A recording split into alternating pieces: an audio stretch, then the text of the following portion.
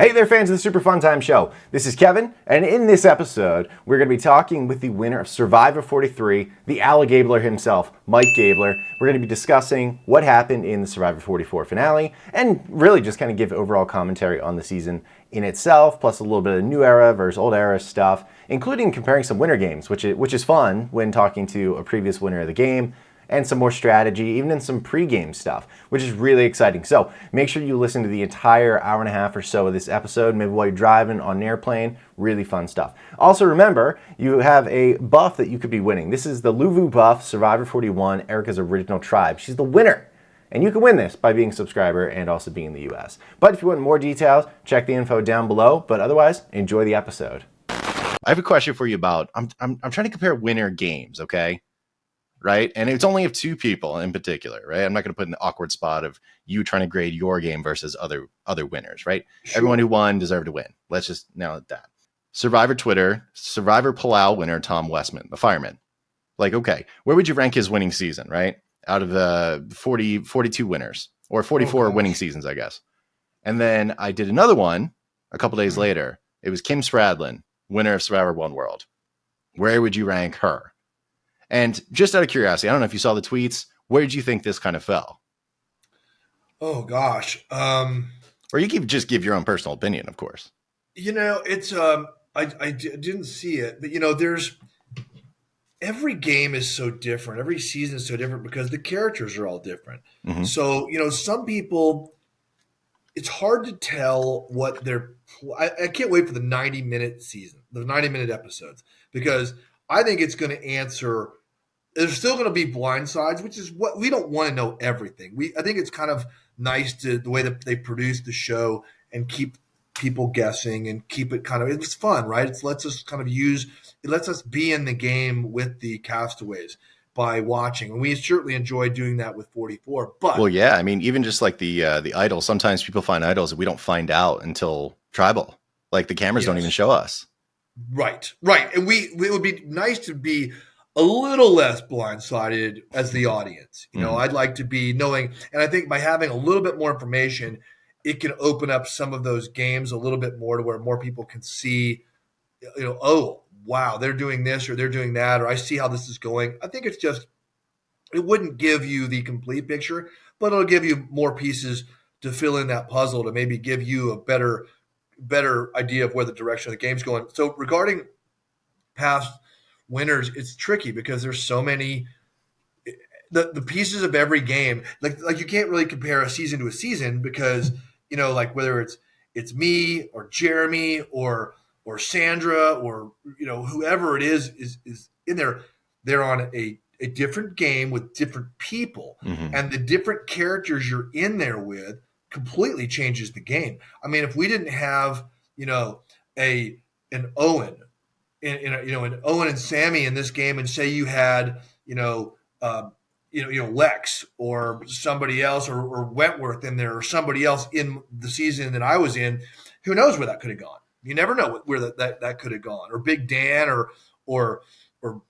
There's all the characters. Oh yeah, there's a million people that could have affected it in such a big way. Because I mean, it's really just a big mishmash of personalities. And again, like we said, everyone who gets put on the show, for the most part, I think these days at least, is there to play. They're there to. They have a lot of skills. They have a lot of knowledge base. And, maybe you just get a different combination of it. It would have messed it up entirely. Like if Marianne was on your season or something, because how sociable she is, maybe she would have taken away a little bit of the trust that a lot of people put in you because they were able to confide in her, and vice versa. Like you may have been able to do that in 42. So, yeah, I mean, who knows? Maybe me and her would have been a lot allies and gotten deep together, or, maybe we wouldn't have. It's one. You never know. The butterfly effect in Survivor is real. You change a little bit of the game, and it really changes the whole thing as you go. One vote surviving to the next day changes everything. I remember Owen and I were kind of going. It was one point in the game. He was on the wrong side of a vote, and was really distraught. He was like, "Oh, I'm going to go home tomorrow. I'm like, you survived until tomorrow. All you got to do is get to tomorrow, and we'll see." And guess what? The next night, he's sitting there at Tribal Council with the immunity necklace around his neck, top of the world. He went from bottom to the top in 24 hours. And the next day he could be on the top again, or he could be on the bottom again. Every day is so different because of what Jeff throws at us and what the characters do, and that's Yeah. what's so fun. I love it. I mean, even after playing, I mean, I'm a bigger fan even after not probably a bigger. I was a big fan before, but I mean, I really love being a fan of the show. I'm as much a fan as I ever was of the show because, like, watching 44, we got to watch the finale together in New York. Yeah. With That was pretty 44 awesome. there, and it was so fun. I mean, just the energy and the getting to meet everybody and You all watched the your fire fans record being broken in a up group in of smoke. people. Yeah, Heidi said, "Hold my beer," and broke the record by a minute. I held my record for 1 year. That was It was a full minute. I got to That go was pretty back for sure impressive. now. I mean, Oh, yeah. I assumed it, like, I don't know the numbers of every fire that's ever been made, but I just assumed yours definitely was the most official. And I was like, oh, well, that's going to stand for another couple seasons, right? Nope. I beat the record by 50 seconds. 50. The Who had it all-time before? record. It was, honestly, I don't remember. I don't remember who had it before, but I beat it. Once you beat their records, they're peasants, right? That's what you think. It's in the past. It's over there. But I beat it by about 50 seconds. And then I was at 409 and she got 309. So she beat my record by an entire minute. I beat it by 50 seconds that it held that was the all-time 20-year record that I had. Mm-hmm. And then she beat it by a minute 1 year later, which makes me think that, it's almost like running when somebody ran a 4-minute mile, nobody thought that was possible for many decades. And then all of a sudden, I forgot the guy's name. I think it was a British guy. He broke the 4-minute mile. He was like, 3 minutes and 57 seconds or something. And then everybody starts breaking the 4-minute mile. And if you look at the Olympics, if you're even getting close to the podium, you got to be like 3:45 or lower. That's incredible. Yeah. I mean, that probably speaks to how just everyone knows they want to do fire at Final Four. It seems like everybody wants to, right? So I guess there's probably more prep into it than ever. At 44, I thought they were the most prepared group to go to fire in the history of Survivor. Because, I mean, Looked like it. You watched Yam and Carolyn on the beach. They were flamethrowers. And then you've got, I mean, the only one that Heidi was just like crazy fire. Yeah. And Carson made a good fire. His was going. He was on the wrong season for that because he made a decent fire. Yeah. That's you can't take that away from him. He actually made a good fire. It's just on that season. I mean, Heidi and Yam and Carolyn, I think all three of them might have beat me. Who knows? They were all super quick. I mean, I don't know. Try to give yourself a little more credit there. You never know. You never know. I was cheering for Heidi with you because we were at the finale in New York, and all of a sudden I'm like, wait a minute, slow down. Yeah, slow down, Heidi. Hold on. Slow down. Don't do too well, okay? Yeah, she was crushing it. So it was great, though. I was really happy for her and proud of her. Yeah, I thought you were really gracious about it. I mean, like it was a fun environment. Don't get me wrong. And from what I know of you, I don't really see you having a lot of stock into the idea of being the Fire King of Survivor or anything like that. I mean, for the most part, I think you got better vibes than that. But I mean, obviously, it's a cool thing to be proud of. But you got beat at making fire in a one-off situation. It's fun, whatever.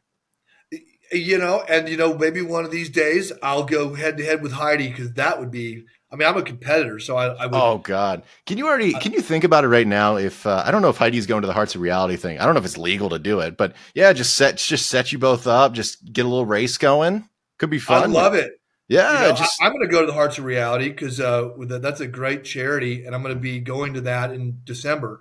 And are you going to that? I am going to that. I didn't actually buy the ticket yet, but it's mainly because I'm trying to get a new credit card so I can just put the purchase on that and just get a bunch of points. But that's just me trying to be a credit card churning smart guy. But yes, I'll be there and it'll be a great time. I think we just came up with an idea for a possible event. Maybe get some fans in there. I don't know if that's super dangerous and it's illegal, but to be fair, it is Florida.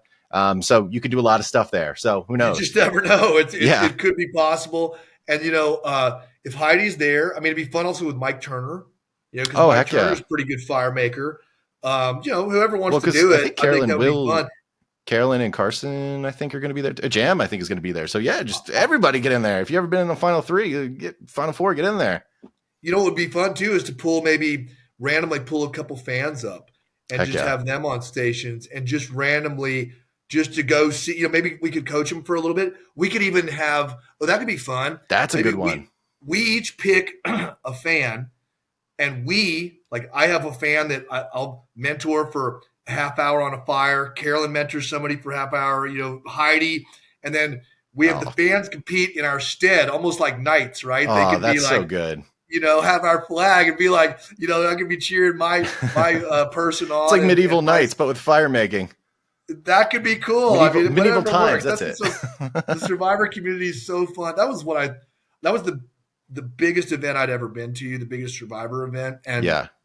it was so amazing how nice and engaged and knowledgeable all the fans were about everything. And, we were watching, so we were fans at this point. We're not playing, so we're just Yeah. enjoying it. And it was also nice to watch a finale and not be in it. Yeah. Because you could just enjoy it. Watch Jeff, hang. You're not just wondering what's going to, it was. Are there any it was points where different. you don't have to watch it and go like, oh, I think I said this at some point. I don't know if it's going to be in there. I don't know. Yes. It was just pure enjoyment, and I loved it. And yeah, my hat's off to 44. I thought they did a really nice job. I thought that season got stronger as it went on too. Definitely. It's like I don't know if you've ever seen the meme of on the internet, they put out a lot. It's like, there's a horse cut into thirds. And it's like, all right, the first is either a very ugly head or a very pretty horse head. The middle, pretty, same thing. And then the butt end, same deal. And I got to tell you, when I look at 44, the front is as ugly as can be. Because the first couple episodes, I was just like, oh my God, there's like 7 advantages out right now. It was all over the place. It was all over the place. Right. The only thing I'll give them, though, even though it added to the confusion, and tell me your opinion on this, is of the different idols that came out first, like the birdcage idol, the beat idol, and the say catchphrase idol. Catchphrase I hate the most by far. I don't want to see that ever again. I agree. It seems like the kind of thing, and this is just my opinion, it seems like the kind of thing that Probst and some other folks sat around the table and said, what haven't we done? What will make us laugh? And that's what I think personally, but I don't want to see that again. The beat idol was good because it was a lot of cunning, and it was a lot of lying. And I mean, you fell into that with I did. And that's fair. Why would you suspect that a bead from your torch would make an idol, right? Yeah. And it's very true. And I loved watching it as a fan, watching 43 on that particular idol, because 3 people had to figure out a way to make beads, or to collect all the beads. Cody, being super smart, got Jesse involved and NECA, and that's how he did it. And he made the hat, right? He made a hat, and he kind of had a good excuse, but he had to get their help. He got their help to do it, and he engaged them, which was smart.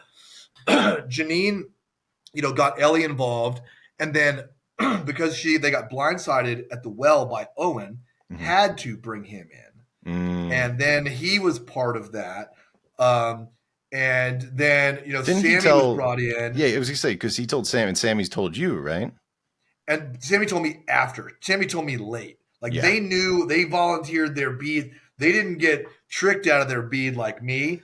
They were willing participants in that. But Sammy couldn't get to me in time to kind of let me know, because I would have probably had some fun with that. If I would have had the bead that they needed, I could have done some fun stuff with that. That could have been really good. But there was a point where it looked pretty scary, even though you didn't know about it, I guess. Where I think where you were like, no, I want to make a bracelet for my daughter or something like that. Or was that with your idol that Ellie thought was fake? Yes. Or not fake, but was expired. Yeah, that was the one. They thought, they looked at my bag, and they were looking to see if I knew that it was still good for one more. That's right.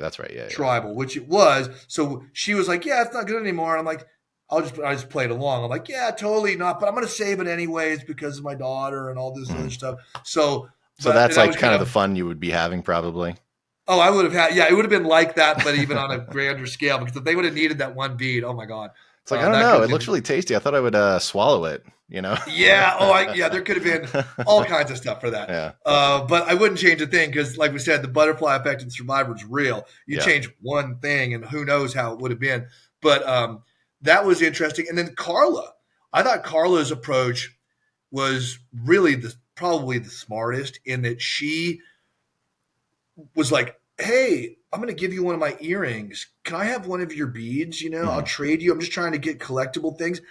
Because while nobody knew Carla had that idol until the merge, when the other stories of the beads came out, and the Coco tribe was like, "Wait a minute, Oh, Carla was asking for beads. I bet she has it," and she denied it until it was, till it was pretty obvious that she had it. yeah. But we didn't know for certain until really her and Cassidy kind of butted heads.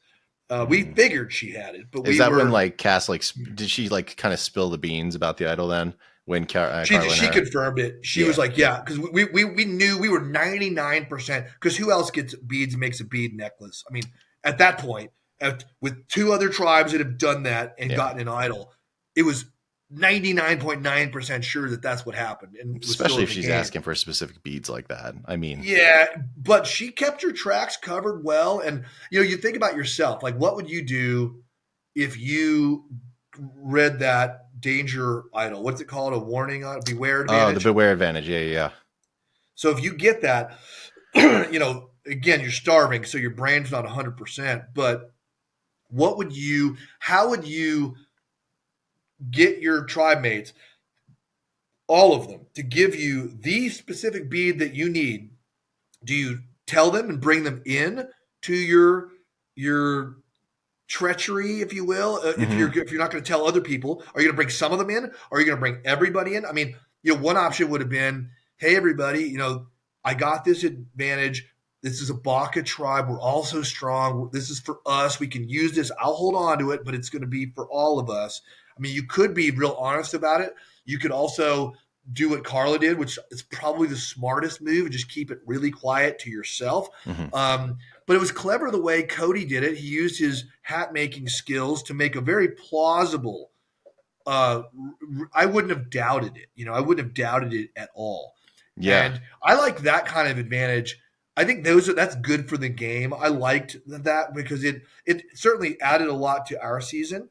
And I think it adds a lot whenever Survivor players have to, beg, steal, and borrow things to make an idol. It's like you got to use your absolute wits to concoct a scheme to complete your idol. Otherwise, when you go to tribal, if you haven't done it, it's nothing. It's a nothing. Yeah. I mean, I do happen to agree with you on that. I think a lot of the issues that I have with some of the game today is that, and it's not entirely, I don't hate the new seasons or anything like that, is that I think sometimes you lose the value of like the social aspect, the part where there's just flying advantages kind of all over the place and you hope you don't get hit by one.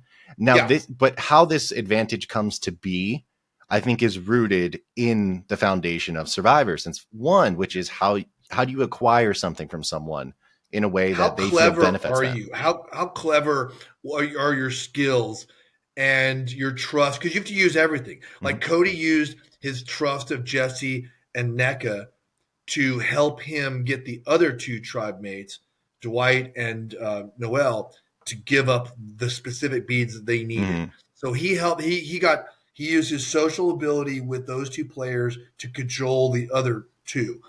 Janine, we were just friends and I was unsuspecting. So I was kind of an easy mark on that. I was. Janine was she near the bottom of the people you would expect to do that? Like, yes, 100%. Like I would think she'd be last, right? I was not. So Janine and I, we always had a very good relationship in the game, outside the game. Everybody's friends outside the game. But in the game we were. And we had a little bit of like a father-daughter type of relationship between the two of us because, I'm like her parents' age kind of, and, she's almost my daughter's age. So it was, and she was really just a cool person. And we hit it off. She likes plants a lot. Her father is a botanist.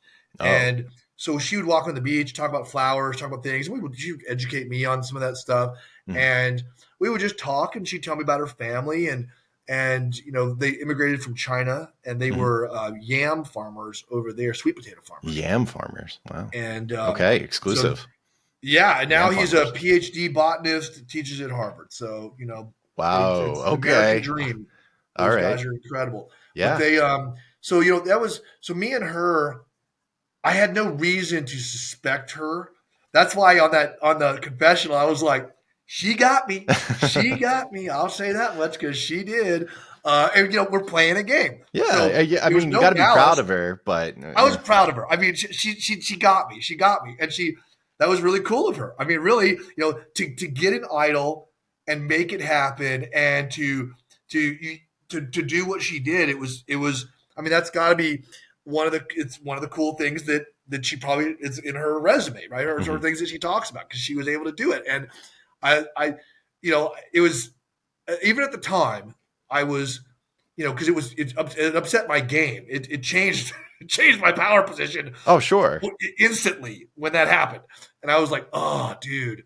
But as a fan of the show, I appreciated it and her gesture and that. I was like, okay, I got you, I got you, and that's Yeah. where again that really it probably dug that little rift a little bit deeper with me and Miss Ellie because I'm like, Mhm. okay, they're playing after me, they're going after me, they're not Yeah. telling me things, you know, and trust is the currency of Survivor, and once it's kind of gone, I mean, at that How do you point, buy it you just back?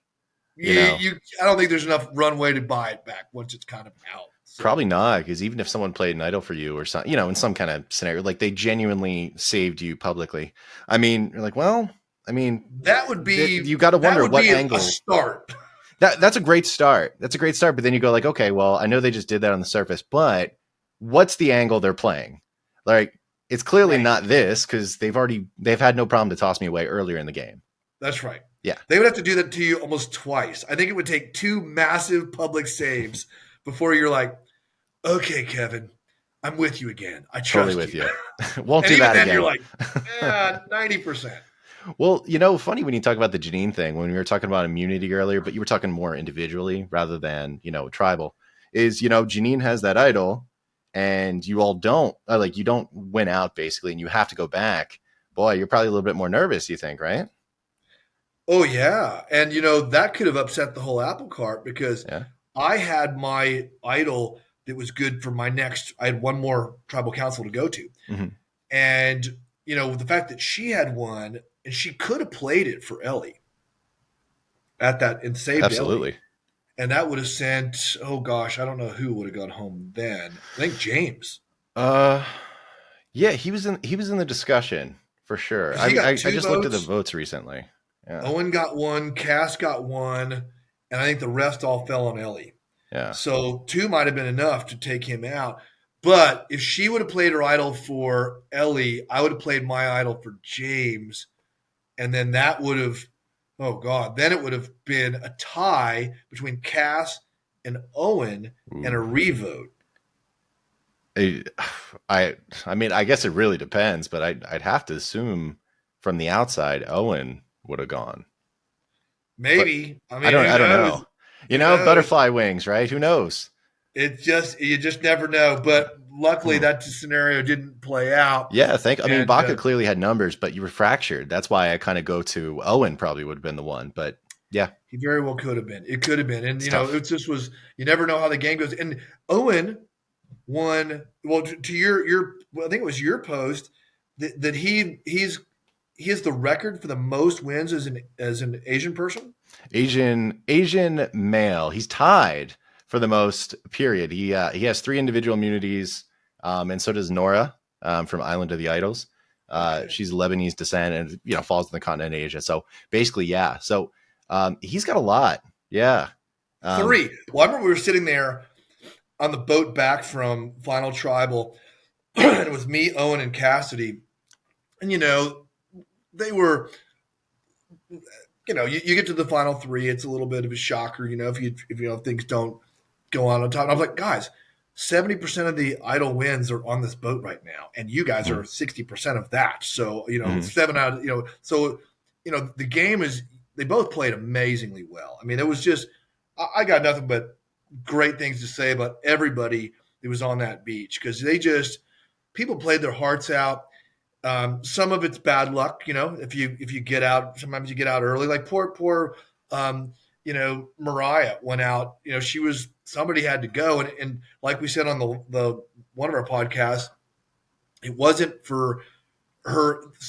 What drives me nuts is sometimes I'll hear people say, "Oh, well, she was the weak link on the tribe physically." She was not. Yeah, there's no way. She got across the balance beam on her own. Mm-hmm. Me and her both got across with, and then she was a stud. She was a Mm-hmm. physical stud. But the reason is on day one, when you walk on the beach and you're like, "Hey, Ellie, you want to work together?" And she's like, "Yeah, let's." If I hear your name, and I'm like, "Oh, and you hear my name, I hear your name." We're just doing a little bit. It's tiny, tiny game talk. But with Mariah, she was like, "Don't even talk that way. We're super positive. We're gonna put that out there, and that energy, the positive energy, because that's who she is. She's the Rainbow Queen. She's Mm-hmm. awesome."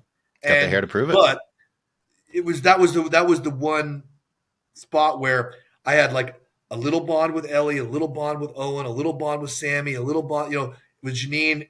And while I liked her, it was somebody that we didn't have a connection with. So from a strategic standpoint, we Mm-hmm. loved her as a tribe mate and as a competitor, but that was it. And that somebody has to go, and Yeah. it's hard on these new seasons because they do such a good job casting. It's not like an obvious, Russell Hantz type of guy or his nephew. I forgot Oh, his name, but Brandon. Yeah, Brandon Brandon Hantz. Hantz. I mean, those are easier votes, right? Where you can kind of surround and go, okay, this is somebody here that we don't get along with or Heck whatever. yeah. You should have been Not praying for not a now. Phil Now it's Shepherd. like everybody's good. Yeah, I mean, actually, that's even a controversial. Like, I have a controversial opinion about that to some degree, on Survivor and casting. Like, I love the casting. I think the best thing about the new era is I think the people are great, among the many advantages and everything that's kind of all over the place. But I think there's also like a strong base of fans who don't want anyone to be too, honestly, just kind of like to some degree what some would call like a crappy person, or to be controversial, or to be mean, or things like that. But I kind of have a controversial opinion where I prefer that, at least on occasion, As a because fan, I like it on occasion. I I do. think of the root of the game. The point is you have, and now obviously this is all changed. This is all mishmash, but Jeff's original spiel, you got 16 Americans from all different walks of life that are forced to live together and create a new society and vote each other out and ask them to turn around and vote for you. It's important to have curmudgeons, and it's important to have people who may kind of suck or not going to be nice to you all the time. And in theory, if you all are trying to do the focus of the game, you're going to vote out bad people that are making problems because you have the power to do that as a group of people. But the problem is, I guess, everyone's trying to be game bots, right? They're trying to run the numbers. It's the personalities. It should be good vibes all the time, in addition to, blocking it or getting advantages, blocking advantages, and getting to the next vote, rather than creating long lasting relationships that go to the end, where personalities probably factor in a little bit more. I would like to see a little bit more of it, but I don't know. Some people they have no tolerance for that. Well, but also when you have somebody there that is really, really caustic, that's really rubbing people the wrong way or being flat out rude, Mm-hmm. or doing bad things around camp, or being, there's a lot of examples we could have of people. I won't name people specifically, but there's a Mm-hmm. lot of them, like throwing the rice in the fire, Mm-hmm. saying mean things to people. There've been stuff like that, but those people can be kept around because damn well they're not going to go too deep in the game, or if they do get to the end with you, dude, there's one, like I got to the end with Owen and Cass, and they both had really good games. I mean, there was two Absolutely. strong players, Absolutely. very different games, and my game was different from theirs too, which was awesome. But Well, 44 again, another great set of three. a great solid set of three for 44, another great one. And you look at that and you go, they all. If you look at 44 finale, Heidi did a fantastic job setting herself up for success by winning the last immunity, putting herself in fire, winning fire, getting the record of fire. Mm-hmm. And then I thought her talk to the jury was very good. It was very good. It was. And Carolyn did an amazing job, relationship game, also strategic, and she showed that. And she had a fantastic final tribal. Her the way she talked to the jury and everything, I thought for a minute she might have pulled that out. Carolyn. Carolyn, she was doing a good job talking. I thought she did a good job speaking to the jury and pleading her case. Mm-hmm. But Yam took it to a whole nother level. Jam I mean, took it. He could not have had a better final tribal. And I think that's, but that's what I'm saying is they were A's and he was an A plus. But it wasn't like there was, because sometimes you'll see a final tribal and it's like, somebody gets a D minus, somebody gets a C minus, and then somebody gets a B plus, and the B plus can kind of win the final tribal. Yeah. At the end now, I think you have to not only be able to make fire well, mm-hmm. but you're going to have to be able to plead your case in a logical and clear manner so that you can pick up those votes. I think that the bar for the end, because Carolyn, if you just look at her final tribal on her own, not compared to Yam, but just hers, or even Heidi's, just hers. She said the right things. She talked about the game. She pulled on the heartstrings of the jury. She did the right things. I mean, to where I was like, wow, that was really good. Mm-hmm. She did a really good job. I liked how she came out and talked and did everything. And Heidi the same. It's just you were dealing with Yam. He just Jam so good. did So I've a lot of thoughts. First, I'll say Heidi, I think, did as much as she could. I think she tried to talk about the really big positives. And first, I'm going to talk about Heidi, then I'll say Carolyn, then I'll get to Jam because, like you said, Jam played A plus at his final tribal. But I think Heidi tried to hype up as much as she could. Talked about how Soka in the beginning was really like at the merge. They were feeling like top dogs in that moment. Although I guess Ratu probably was, but Soka felt that way because I guess Tika ultimately sided with them for a little bit, and she tried to take credit for that, which Jam right away was like, no, we wanted you to think that we were just riding under the coattails. No, that was part of the game plan. But there was that, and Carolyn. So we talked about this when we were there. I was like, I don't know, man. I think Carolyn's got a shot, but you were pretty steadfast before final tribal started. It's probably Jam's game, honestly. I thought Carolyn talked too much about being an emotional player, to the point where I thought it was starting to become a detriment, because I thought she was more than that, right? And I know that's what's so unique. Was more than that. I think it's what's so unique about her compared to everyone else. But I was like, no, there were a ton of points throughout this game where she was thinking incredibly clearly, and her gut was so good that she was right in her instincts to get rid of XYZ. Excellent point you just made, and I agree with you 100%, because she did talk. At least the edit showed that most of the talking was about the emotional game and her roller coaster and all she'd been through. Mm-hmm. But that was not the full scope of her play. No. Strategically, she was in the know and was doing things incredibly well, like not giving anybody, telling her about her idol, the way she played really well. Mm-hmm. And I think she could have, if she would have maybe talked more about that. Although then we get to Jam, and I just don't know that even how he would have responded. It was too. Maybe she would have gotten a couple of votes with it, but because maybe Franny, there's a couple that may have gone her way. Franny seemed to be up in the air. I think Carson could have, but Carson's pretty. He seems to be pretty game body to some degree, even though he loved Carolyn. He's probably going to go over Jam. But like for example, one thing I wish Carolyn had talked a little bit more about, and maybe she did, maybe they didn't show it, right? Was particularly the only time I can think of where Jam was blindsided, which was the Tika vote before the merge, where Josh, Carolyn voted out Sarah. And it was Jam was with Sarah at that point, and Jam thought that Carolyn was with them.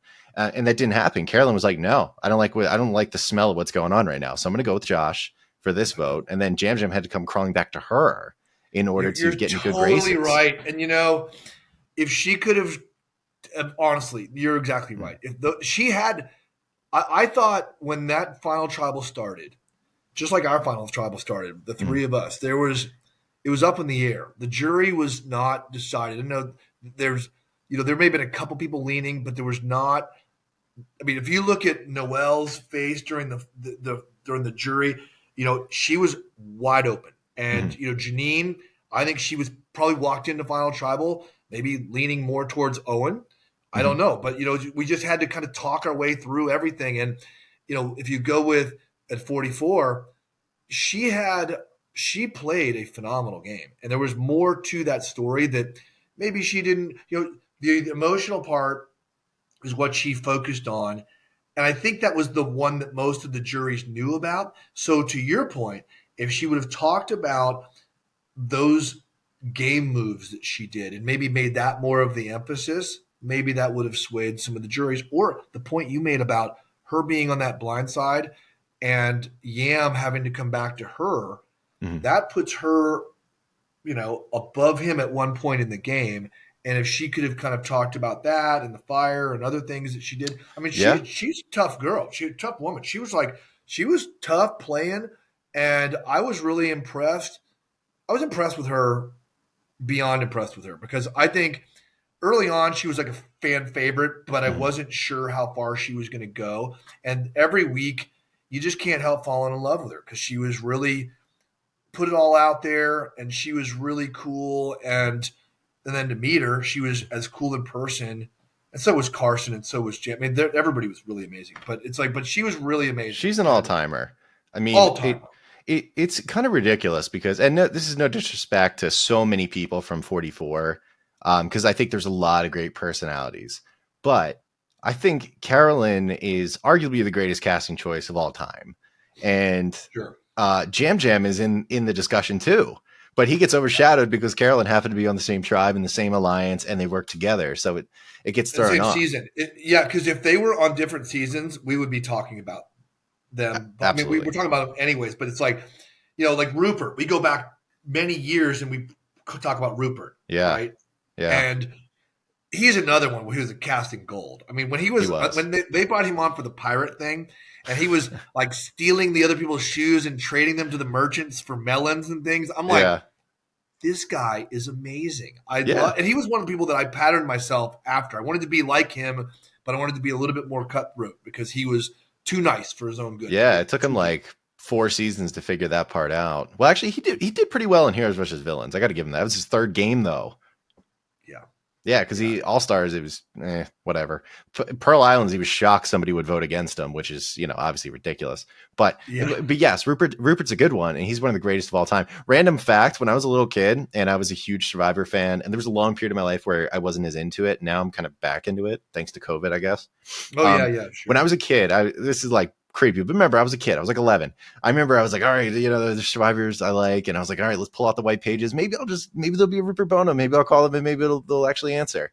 And Oh, one how time I cool. did, and he picks up the phone. He's like, "Hello, this is Rupert," and I was like, "Oh my god, it's Rupert!" And talked to him for like 5. He was nice talking to a kid for a couple Oh, seconds. he's a prince of a man. I mean, that guy is another one that you just know Mm. he is who he is. He's good. He worked. I think he worked with youth at the time too, like He troubled did youth. troubled youth, And mind you, troubled when youth. I made this call, this was between Pearl Islands and All Stars, right back to back when he was at his peak of being popular, I think. So that was goofiness, but random fun fact for everyone out there.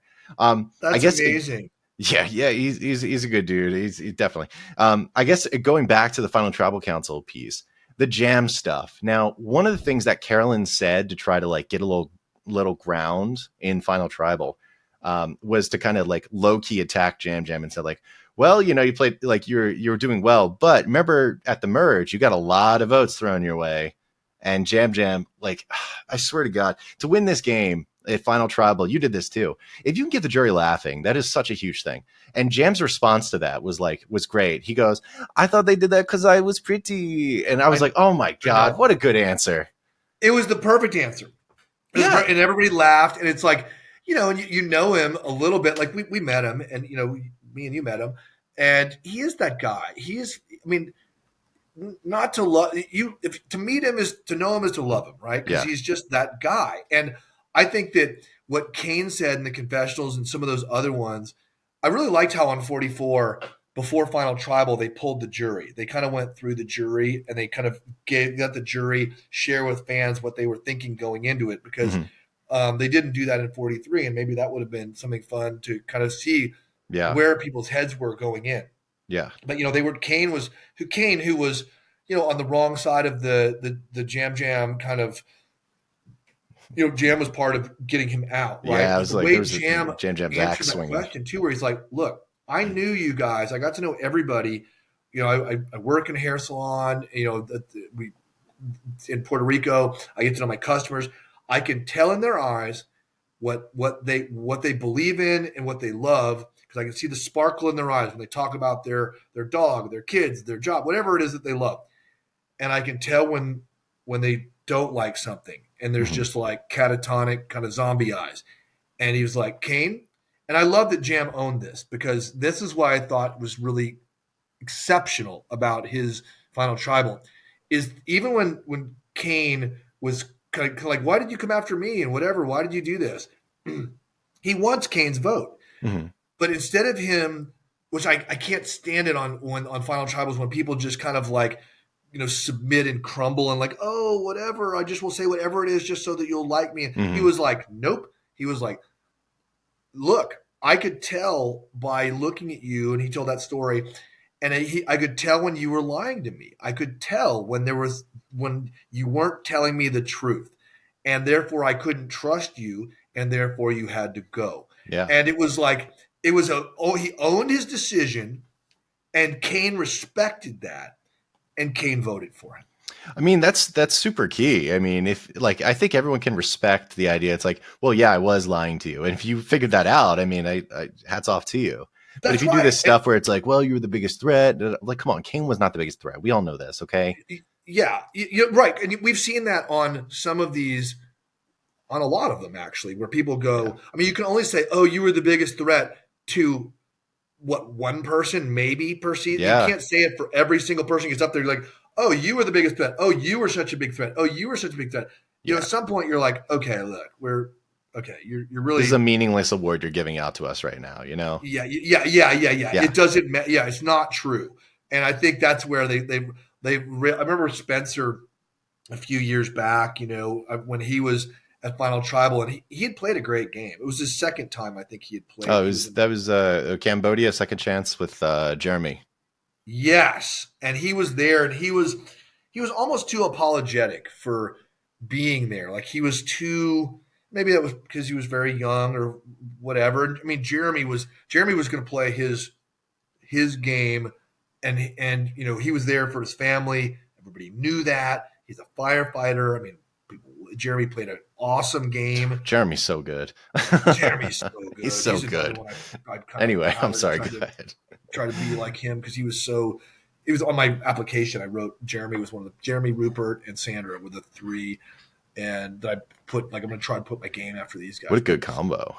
That's a good combo right there. It's a really good But combo. Spencer was probably a little too, like, oh well, I think he was just a little bit too afraid to own a couple things, and by doing that, I think it hurt him with a couple of the jurors because he Mhm. had played a strong game. I mean, I thought he had strong enough game to maybe go a little bit further towards Jeremy, maybe get a vote or two, but Jeremy just crushed everything out the door. So Yeah, that's a shame too, because if you want to talk about a strong final three, I think Tosh was in that too. Tasha. Tosh was in that, and if she would not have picked Jeremy, she would have won Probably, yeah. Tasha because is bad. She's good. Like bad, like oh, bad bad. Michael She's like Jackson bad, they good bad. say. Yeah. Yeah. She's a bad lady, okay? And Because remember, she won the final immunity, mhm. and she could have brought Wentworth or Jeremy or Spencer, but she chose to bring Spencer through because who wants to be sitting next to Wentworth Wait, did Jeremy win? or Jeremy?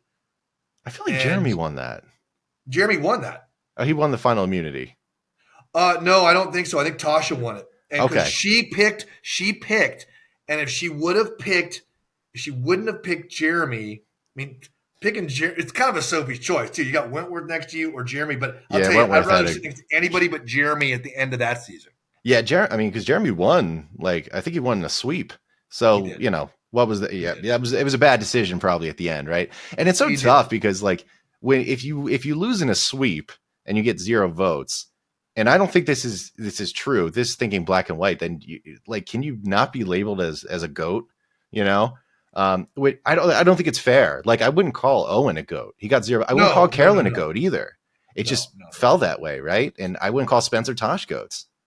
Yeah. Of course not. Those two are. I mean, everybody you just said are some of the best Survivor people that I've ever seen. They're all fantastic. I mean, Yeah. whether it's winning immunities or the gameplay. Tasha was one. My girls loved Tasha. They were really in the Tasha camp, and I was too.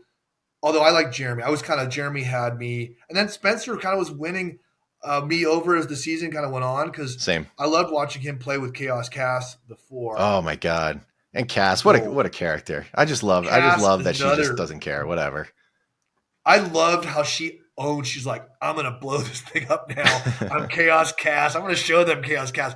It was that's the kind of thing I think we haven't seen in a while. Yeah. She's like a I mean, I guess you could call her a villain, but I would call Cass a villain. But she's not like a bad.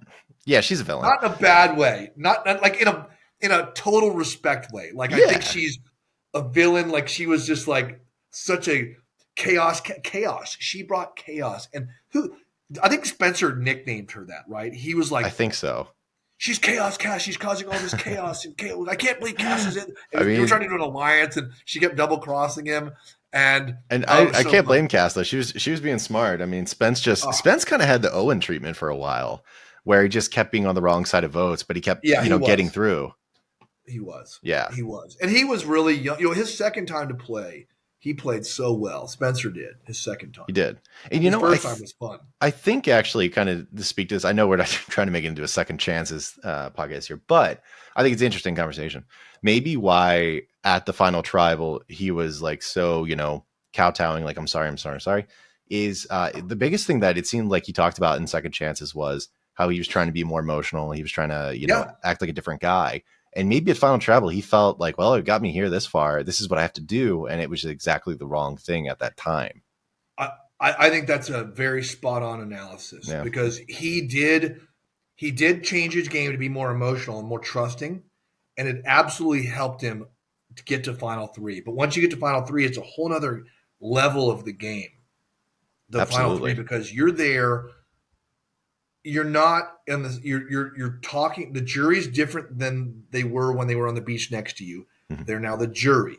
They've been watching you for days, maybe weeks. Depending on how long they've been there, and you're now there to talk at the highest level you can to convey to them that you're the right vote at the right time to win the season. And it's a different conversation. And I think that's where, going back to Carolyn and Jam and Heidi didn't have the relationships as tight as Jam and Carolyn. Yeah. I think that was it. Because she was trying to win on points, and she had a lot of points. She did. She had a lot of points. And imagine if one of her advantages actually was played correctly, because she had one or two that just didn't work out. I mean, but she found them in the first place, right? And that's impressive. I know. She had a lot of. Her resume was really good. Mm-hmm. I think her resume was really good. I think Jam clearly had the most relationships and was able to articulate and make the jury laugh and do all the stuff that. I mean, he's just such a character. As he said, if you write his name down, you're the one that goes home. That's how it was going for a while. Yeah. And Carolyn, I think, the same thing. Like her emotions got her into the game, but also you nailed it. Her gameplay and her gut got her deep in the game, and her discipline. She played so well. I was so impressed by her play week after week. And if she could have talked to that, I don't know that it would have swayed enough because she was with Jam there. He's so good. He nailed it. I think that would have been my time machine back and talk to her ahead of time. I would have said, be sure you talk about all the awesome moves you made and how your gut was trusting you, your gut was guiding you, and how you were disciplined in this way and that way, and how you're emotional, but you also were extremely strategic. She was incredibly strategic. Mm-hmm. And even when she would tell people, but also, she was so underestimated by so many. I think that ego-wise, it would be very difficult to have all the right answers repeatedly and no one listening to you. Mm. But she had the answers. Yeah, Like that she was did like, happen a "Hey," few times. You're right. several times. Yeah. Remember she was like she was talking to Franny or I forgot who it was. She was talking to some people. She's like, they definitely don't have an idol. Oh yeah, And it was they're like, the earn the merge. They her tribe won, kind of like what you had yeah, the little feast thing. And she's like, yeah. By the way, do you all believe me that they definitely like Josh saying that Josh doesn't have an idol because Josh that's was right. telling Tika that he did, but they Jam and him both and her both knew it was fake. And she said that, and they were like, they listened. She goes, he definitely doesn't have one. And they go, anyways, what if he does have one? Yeah, And they're even like, Carson, one of the yeah. closest allies, was like, yeah, how about we vote for someone else anyway, just in case. And she was, and that I think that probably took a toll as well, Mm. where day after day, not being listened to would be frustrating. And she is clearly a very intelligent person, and she just was. I think she was kind of put into a box by some folks earlier. And it wasn't really until she played her idol for Carson and other things where people were like, oh shit, she's playing this game. She's playing. She's Yeah. playing. And we saw it at home, but I think other people were like, oh. And you could tell by how good she felt when she played that because people were like, the look on everybody's face was she was like, mic drop. Yes, I am playing and I have been playing. I'm glad you guys are starting to see it now. But if she would have maybe talked about that in Final Tribal, I think that would have been a new piece of information for the jury to evaluate. Oh, absolutely. I think she should have at length. I mean, I guess she talked about it with people already, but maybe not the whole jury. She talked about finding the teak idol, no one knowing about it, putting the stupid sticks over the bird cage because she was like, you know what, it needs another element that people are going to buy into. Great idea, and it worked. And then what to do with the fake because Sarah took the fake, and Sarah got voted out with it, sadly. But and then going on from there, she should have talked about at one point she could have got rid of Jam and decided I want to use Jam to get further in the game because I think he's a bigger shield. And it was proven because at the merge, when we're getting to that point where Soka and Ratu are kind of in a war and Jam Jam's name is getting thrown around, Carolyn's name is not being thrown around. Even though I was throwing people's names out there to go after, Carolyn still was not one of the discussion points. So yeah. I wish she had kind of talked that way a little bit. It would have helped her, sure. I think so. And I think you're right. I think Jam nailed it so hard. Like, yeah, maybe you did make those decisions and that was your game. And I appreciate you owning up to it. But it's pretty impressive on Jam's part, having a relationship with everybody, having your name written down and never being totally in danger. He didn't have an idol. I mean, he did win immunity once, but yeah, that didn't change his threat level, I think, in my opinion. It was just, he just had good relationships. Now, kind of a question for you here is let's say going into the finale, who did you think probably had the best chance to win? Let's say you didn't know, that fire was a thing. If it was purely votes and relationships, who do you think probably was number one? I didn't know fire was. I didn't know that they were as good at making fire till the final episode. Mm-hmm. I was shocked to see them all making fire in rapid succession. I had no idea either. It's the best fire trained survivor group ever was that final five. Well, yeah. 4 of the 5. And Carson was still good. The other ones were all great. Yeah. Going in, I think we talked about it at the bar before the show started. I was, Joanna, that's my wife, we were talking about, we were in the Yam camp because we thought just the way his relationships were, I just thought they're really good. But do you think they were better than Carson's? I did. I did. I think if Carson was at the end, just say it was the 3 Tikas at the end, mm-hmm. I still think Jam was going to win. Mm-hmm. Do you think it was purely because of how basically his performance, like how he would have done in front of the group as opposed to Carolyn and Carson? I mean, Carson, they shared with us a little bit where, he struggles sometimes on those really important things in life, which was great with Survivor because, as a young man with, a little bit of anxiety going into a big challenge, which is Survivor or any challenge, he was like, don't sabotage yourself. Don't sabotage yourself. He was having this inner battle with himself publicly, which is very brave of him to do that in public, show millions of people this vulnerability that he has. And I thought one of the most precious moments in all Survivor was when he was struggling with fire. He was just starting to get it. He was nervous about it. And then he started kind of breaking down, talking about how he sabotages himself sometimes and how he's trying to overcome this. And Jam got up and gave him like that big hug. It was just a very human moment. And I thought it was a really beautiful Survivor moment because it was just like, two people caring for each other on the beach. It was really cool. So I thought that was really neat. Absolutely. And I mean, and just to add on there, I mean, that moment, at that point, it's very realistic that both of them would have faced off against each other, and Jam continued to show him how to make fire. Because I remember one very specific line Jam said, and maybe I'm paraphrasing. He's like, "No, you like don't strike it." He's like, "You got to make love to it like this, basically." chocolate, like fire and And chocolate. I love that. I love that. And he just kept like at one point he literally bear hugged him and put Carson's hands in his hands and started doing the fire thing. And I was like, It was "Wow, beautiful. It was really cool. that was a great moment." It was really cool. I thought that was great. And I think that that's where, you know, I like to see players rise above the game at the right times. I like to see that. We're all in there competing, but it's nice to see that humanity kind of shown. It was cool. But I think Carson. I was thinking about this on the beach in Fiji, laying up at the stars. So you have time every night when everybody finally goes to bed. Finally goes to bed. The talking's done. You can sleep for a little bit. You have this beautiful Fijian sky. Incredible Fijian sky. There's no light pollution. There's stars, shooting stars, planets. You can see a couple planets out there. Mars, Wow. I think Jupiter. It was just amazing. And you think about your strategy, and then you go to sleep for an hour or two. Crabs crawl on you. You wake up, or your arm's asleep, or you're cold or something. You wake up, and then you think about your family, or you think about something important to you. Go back to sleep for an hour or two. Then you wake up, and one day I had this like pit in my stomach. I just was like, what is it? What is it? What is it? I'm nervous about, what is bothering me? And, what is this anxiety I'm feeling? And I think that I kind of put it into words that anytime you're ready to grow, you have this incredible ability that you've built up through experience and effort.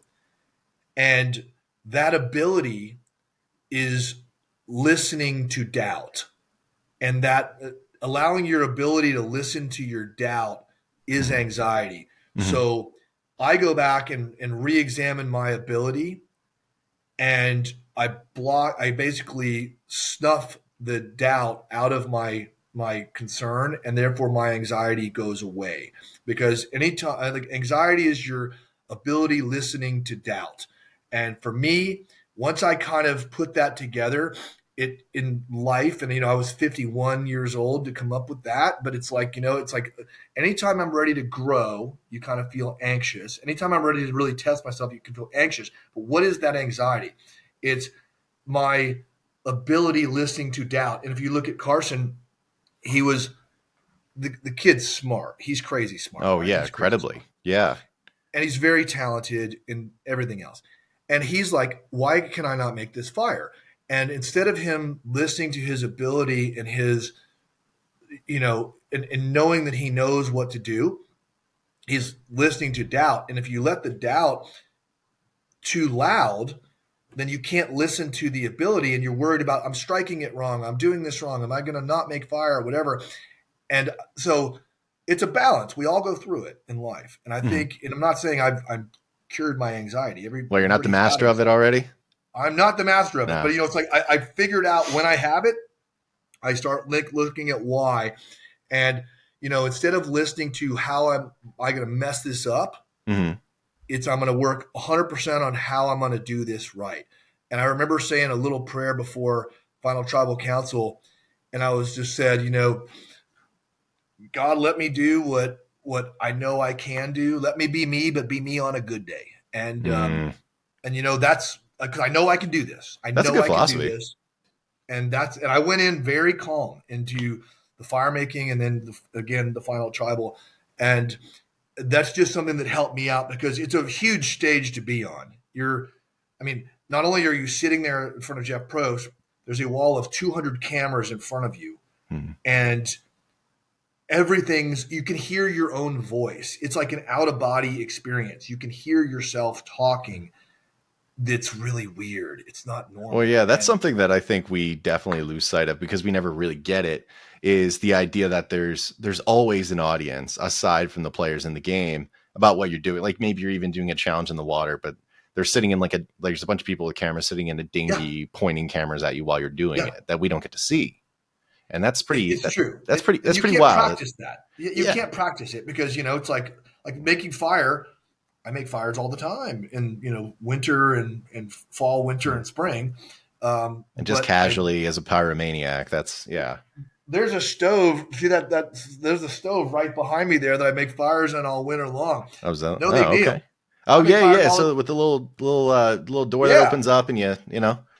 Yep, there it is. Yeah, there it is. There it is down there. There it is. So, but making a fire in front of Jeff Probst in front of a wall of cameras with millions of people watching, it's a little different. Different story instead of just the dog or whatever, Yeah, my dog's seen me make lots of fires. Maybe that's what I should do is just project my dog's head onto Probst. Think about that, right? That'd be so much better. It'd be, terrifying. Better. Not as good looking Probst, but he's a good boy either way. That's right. Yeah, but no, I totally understand. I can understand why Carson had that little issue. I mean, at one point during that sequence, he's like, "I made fire pretty easily in 30 seconds back at home, and for some reason, I can't do it here." Now, I mean, obviously, like the elements are different in that what you just said, like performance anxiety. Whereas at home, he probably didn't have that. But I have a question for you. One of the castaways from your season actually told me this. They just randomly said it. They're like, "Oh, by the way, it's like the knives that you use to make fire out there. Yeah, not the ones you're probably using at home. Okay, it's more blunt typically. So it's so is that something that's like accurate to when you're doing that challenge, or is that I don't know? Do you get a sharper one just to make it faster? Everything they give you is pretty blunt. Oh. Everything's very blunt. I mean, the machetes were blunt. I mean, it's just so you don't hurt yourself. I think because you could whack yourself with a machete and you'd probably get a bruise. Yeah. I mean, they were blunt. I mean, really, they were very blunt. And the knives that they gave us for the final tribal they're like mini K-bar knives, if you know what a K-bar knife is. I think I actually do. I don't know much about knives, but I think I know what that one is, yeah.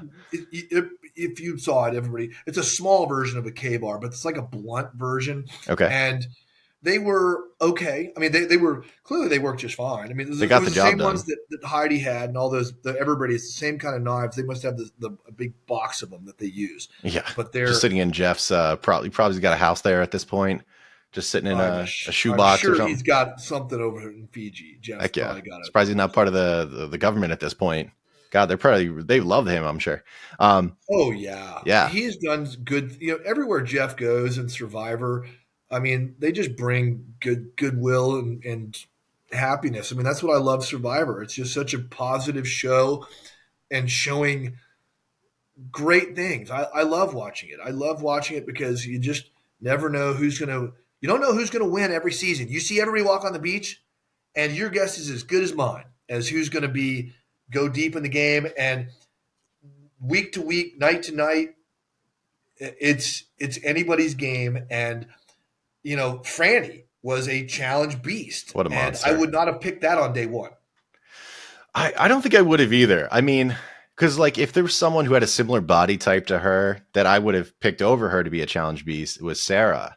Sarah never made it. But Franny was a monster. It got to the point where you're like, okay, well, we legitimately cannot let Franny get any further. Right. I'm scared. Right. I mean, right. It was like she Michaela'd herself out a little bit, kind of like Helen. Helen was also another one that was like super talented. People were like, oh yeah. But like I thought like Danny.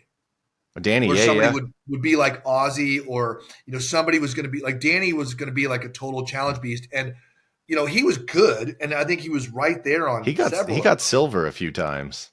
Several times got silver, but I mean.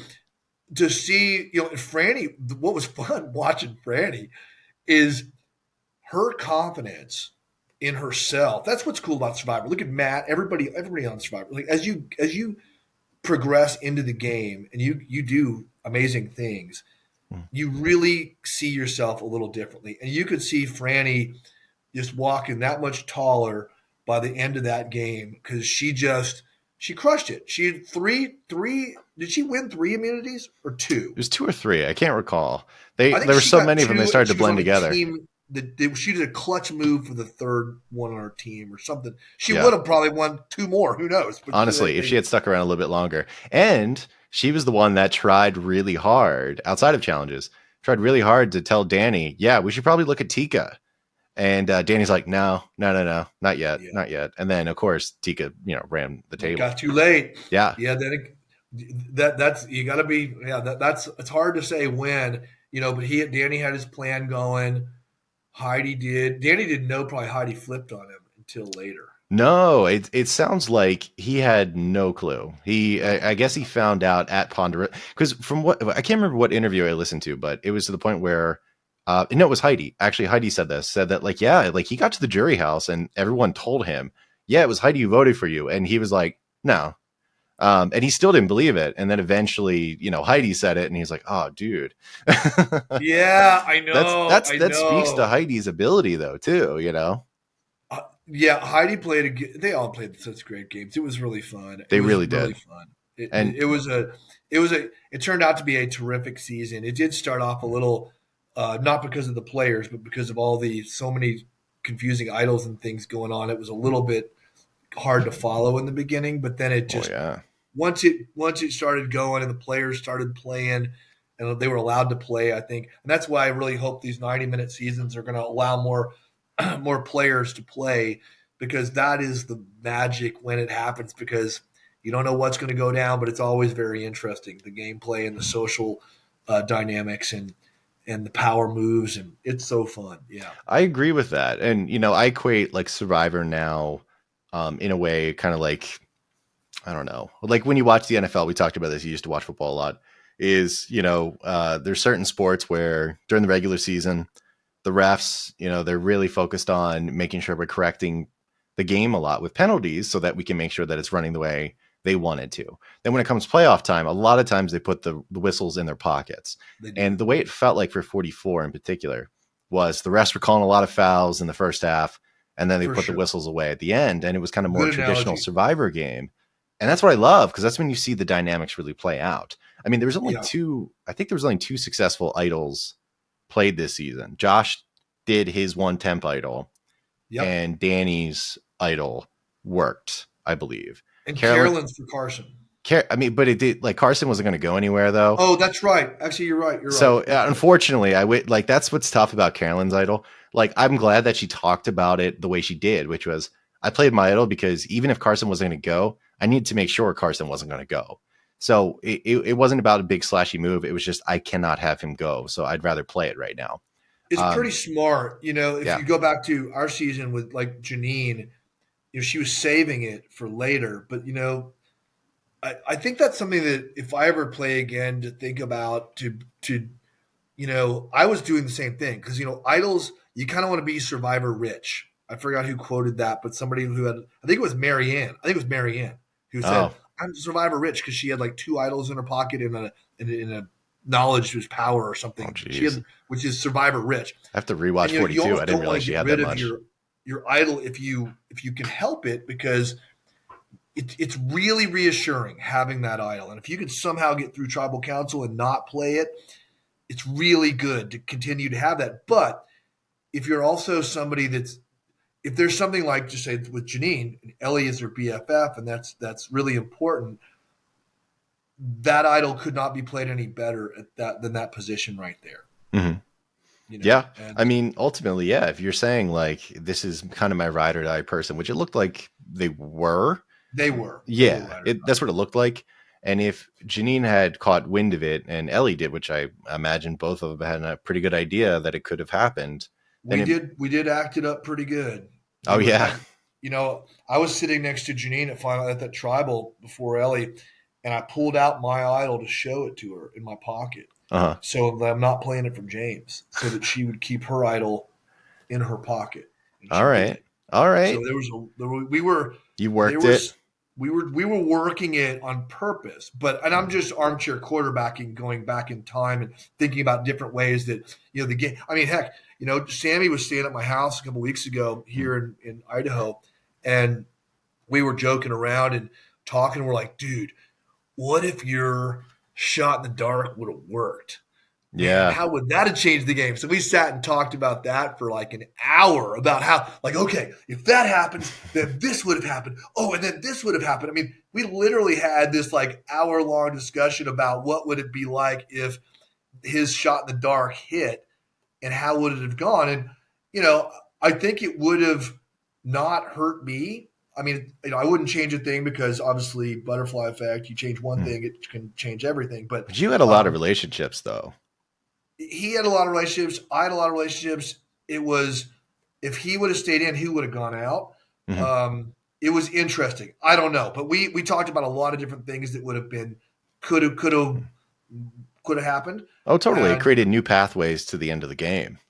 it creates a lot of new pathways. And that's what's fun Hmm. is Well, because any Cass was move. supposed to go that time, wasn't she? Or like it was one of the plans.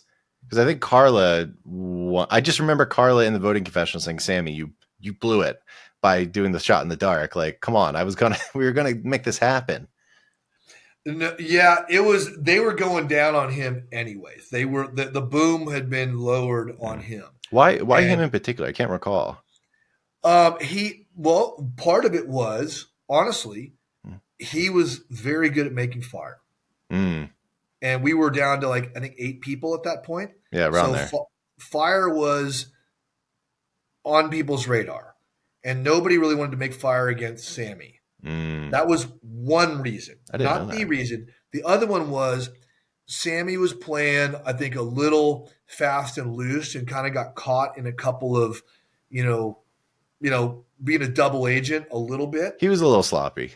He was a little He was a little bit, sloppy. he was just playing. I mean, my God, the guy's 19 years older. He's 20 now, but he was Oh yeah. 19 on the show, and he's playing out of his mind. I mean, he's playing it out of his mind. He's playing so good. I mean, I But attribute, I mean, and obviously you can tell me how you feel differently, but I attribute some serious social footholding in the game for you via him, because absolutely. he really told you a good amount that you may not have picked up on at the right time, right? And he confirmed things. Just say he Mm. confirmed. Like I booby trapped my bag to where I Mm. knew like my shot in the dark was at the bottom. No, my idol was at the bottom and my tube sock and my shot in the dark was on the top. I came back from fishing and they were in a ball and they were side Mm. by side. So somebody was in there. Yeah. What was it? Owen? Was it you, Sammy? Was it somebody? And I remember I got back to camp. I'm going through my bag and I looked over at Owen and Sammy and I'm like, who was in my bag? And they're looking like the cat ate the canary. And I'm like, someone was in my bag. Who was it? And I go, I know they were in there. It was either the ladies or it was you guys. And they were like, I don't know. And Owen's looking weird. And then he walks off in the jungle. And about half an hour later, when I got one on one with Sammy, he's like, it was the ladies. And I'm like, okay, I knew it. It's So like, yeah, I I knew it knew was somebody somebody. was So in there, but I didn't know who it was. So to your point, he absolutely, I mean, he was a very trustworthy person. And for me, he mhm. was. Well, And he told you about Janine's fake idol or her real idol.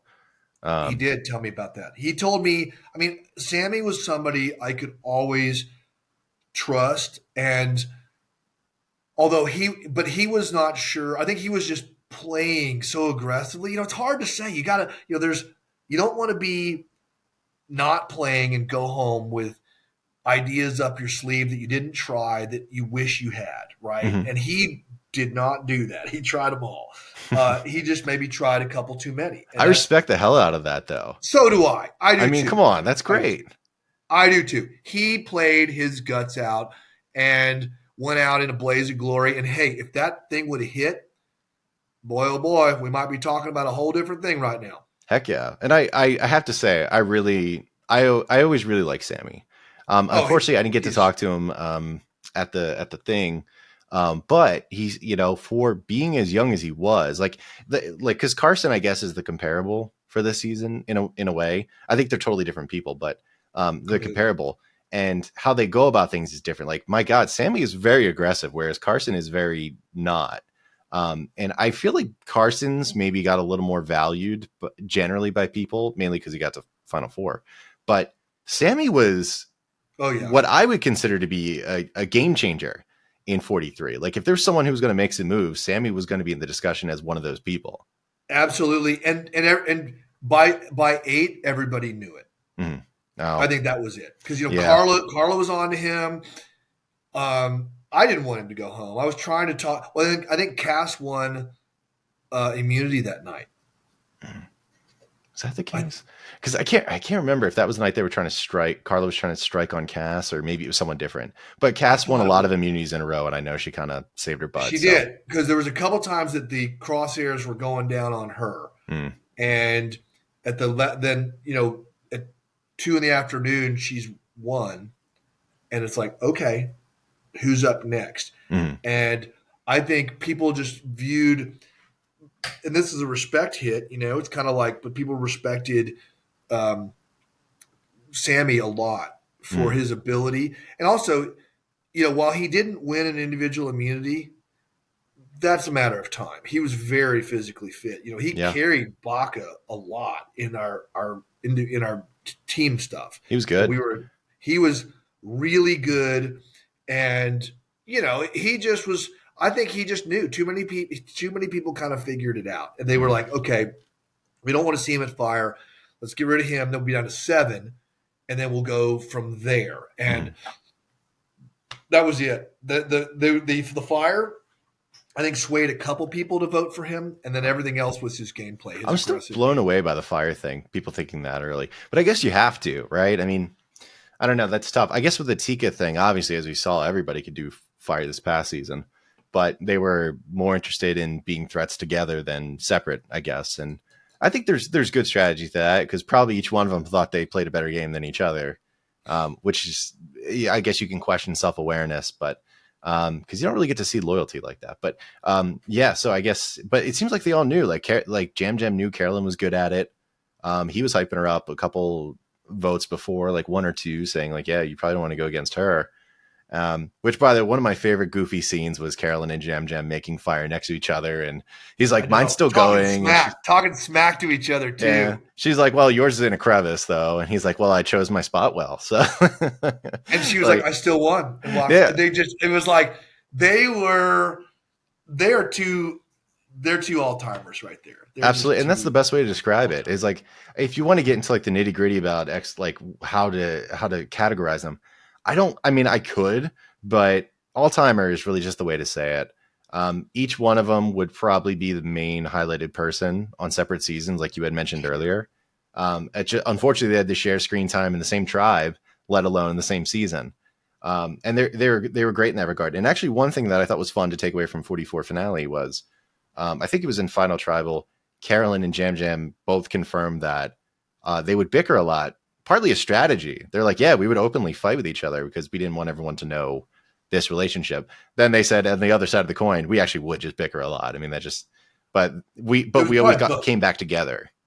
They always did, and I believe it. I believe it totally. Just even seeing them in New York when we were there. I mean, they were.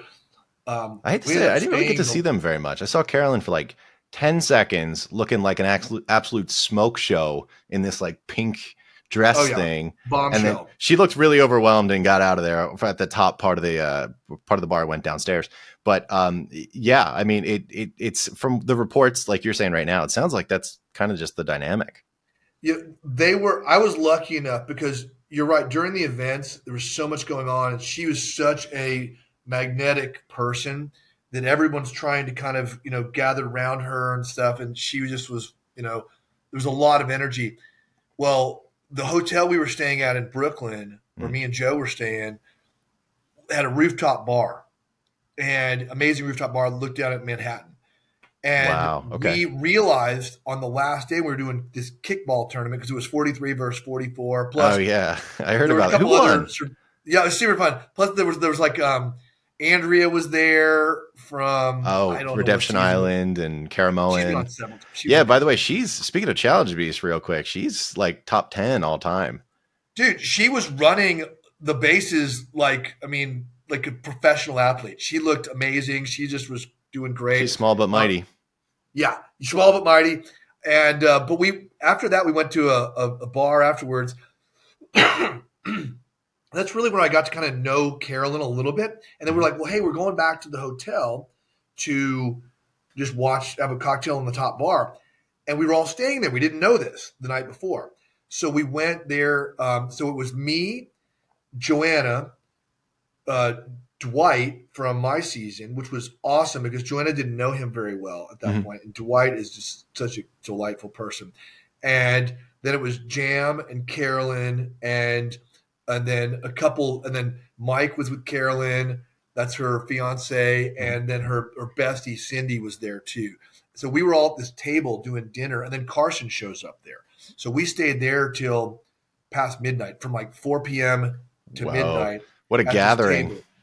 It was amazing. I think I even have a picture of it here. I don't know if it'll show up on this very I don't well, care. but Either way, I want to see that sucker. it was super amazingly fun. We just had a blast. Let's see here. Yeah, You I've know, got. speak as a positive, like a really awesome thing to Carolyn real quick while you're doing that.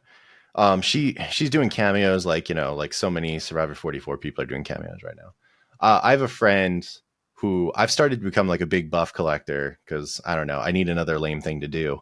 And I started becoming a big buff collector. And in the past 2 years, I really started. And there was someone in the online buff community for these groups of people who buy, sell, trade, and everything. There's a lady who's in there, and she's not doing great. She's pretty sick. And she asked me before the finale to get a buff signed by Carolyn. She's like, could you like get a Tika signed by Carolyn, and that'll be awesome. And she doesn't really ask much of me, and she's given me one or two really awesome things in the past, and I couldn't get it done. I didn't really even see Carolyn. Um, and I actually I bought a cameo of Carolyn for her to try to make up for it.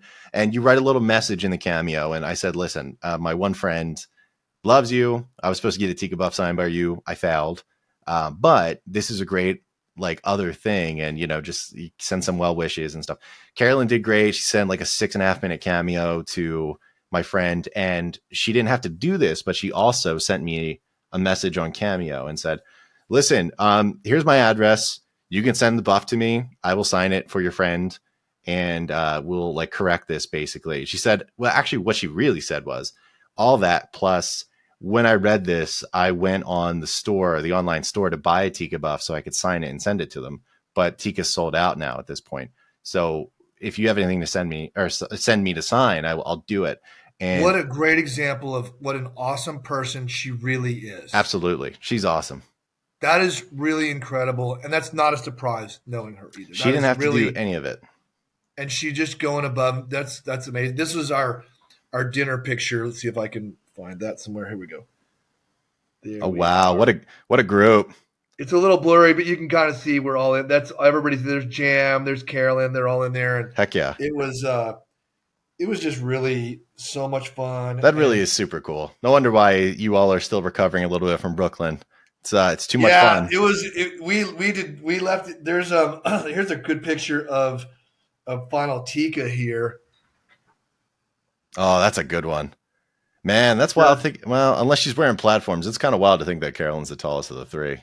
She is that tall. Oh, Carson's a smaller person Yeah, for Carson's a sure. little guy. Carson can fit in overhead storage. Yeah, I can see Yeah, that. yeah.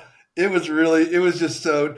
Yeah, and I'll show you real quickly if I got the. Yeah, here's the downtown view. I don't know if this is going to do justice to it, but it was really the skyline. That's the Brooklyn Bridge there, and it was just Oh all yeah, Manhattan stuff. I went So we over were that up on the Brooklyn top of Bridge.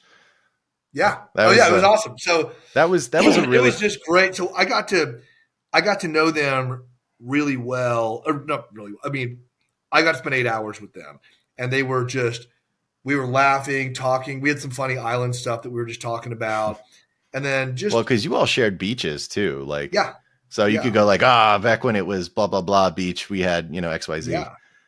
It was. We talked about the bugs, the crabs. We had all all the island talk stuff, which was pretty funny. But Carolyn is a hoot. Jam's awesome. Dwight was cool. It's just the Survivor community. There's something special about it. Not just castaways, but fans, because the castaways are fans, and fans will eventually be castaways. So it's kind of like this. It's a very flat. I think that's what I'm trying to say. It's a very flat uh, community. It's Hmm. not like say the NFL where you've got the quarterback of the team is here. You've got the lineman, and then you got the fans out over here. It's like It's very it's if you're hierarchical. yeah, That's right. it's very flat. Everybody's just kind of right in this little area. So Mm. so that's what's kind of nice about the Survivor community is it's whether you're a castaway or a fan, you're both, and you That's always true. are, and it's just kind of Everybody's very it's just a flat. Everybody walks up, talks to everybody. I mean, I was sitting there talking to, you know how busy it gets at those events, right? So it's super busy. And I turned around and there were these two people. They were familiar looking, but you know, we'd seen hundreds of people that day. Yeah. And I'm like, hey, how are you guys doing? They're like, oh, good. And I'm like, hey, you know, do you guys want to get a picture or anything like that? And I go, yeah, sure. So I take the picture and I go, oh, thanks. I go, and your names? And they were like, Deshaun and Evie. I'm like, oh my God, it's Deshaun and Evie. from season 41. Totally. I'm like, okay, sorry, it's so many people. I'm like, well, yeah. I don't, because you know, you're just meeting people all like nonstop. Heck yeah. All day. But we got a good laugh out of that. And they were just super cool. So we sat and talked about him, you know, drawing that box of death to try to, you know, because Deshaun, remember he had to grab the rock to. Yeah. I'm glad that's gone. I loved it. Yeah, that's scary stuff. You know what I like Deshaun. Deshaun was awesome. Deshaun, Greg, and Evie. I was like, Evie, you're not wearing your rainbow breeches. I mean, come on, you know. She was dressed all like super, you know, chic in this black outfit and all this stuff. And I'm like, okay, last time I saw you on the screen, you know, she's like covered in sand and dirt, and she's wearing her rainbow outfit, you know, the breeches. I'm like, okay, you look very different than you do. You know, at the thing, I saw her for like a second, and it was like 1:30 in the morning. She was getting a falafel, and I was just like, all right, well, hey, all right. She's like, oh, hi, bye. It's, you know, time to go. I got my falafel and Uber, and honestly, that's like one of the best encounters because it's just hilarious. I mean, Claire from 44, I didn't get to talk to her at all. The big point with us is that she pushed me on the way getting through the bar. It's like a normal bar push. Like you're trying to get to the other side. You're not really thinking too much, and you just move. And I was like, hey, whoa. And then she punched me and then walked away, but we didn't talk. And that was strange. So sometimes you have these goofy encounters, and it's fun. It's everyone's there with positive vibes. It's a bar night. It was, you know, if you haven't been to one of those big events and you're a Survivor fan, you owe it to yourself to go to one because they are so much fun, and everybody is there. Everybody that's there is approachable. Everybody that there is a fan of the show, and you're going to run into people like Chrissy. Chrissy was there. You know, so like Chrissy from. I didn't get to see her. I love Chrissy from Heroes, Healers, and Hustlers. Yes. And I love Chrissy. She should have won the season. She's one of my favorites. And I got. Which, by the way, she's right now. She's like a breast cancer survivor. Right now, she is. She prophylactically. She's kicking butt. You know, she has the gene. Mm-hmm. And she had I can share this. I think there was a mastectomy, double mastectomy. Double mastectomy. She posted about this on Instagram a couple months ago. Yeah, and she's getting the word out there. It's a very preventable. I mean, it's like Angelina Jolie did the same thing. She had the gene, and instead of having a 90% chance of coming down with breast cancer, she's opted to get a double mastectomy. And they do reconstruction as well. So, they've gotten very good at reconstruction and things like that. And she just, like the hero that she is, just kind of was told me about it and shared that with me. And she's sharing it with a lot of people publicly. That's why we're talking about this now. Absolutely. Yeah. I wouldn't bring it up if I had known in a back alleyway, but I found out via Instagram. So I was like, oh, that's, Yeah. She's very public. She's a leader. She's a patient advocate. She's a hero. I think she's a badass. As much as I loved her before, I love her more now. So that's even better. She's great. And I'll say as a super recap, running into Jamie and Lauren at the same time at the Brooklyn thing, which by the way, I've never been to one of these events before. I did it for a couple of reasons. One, it would just be fun.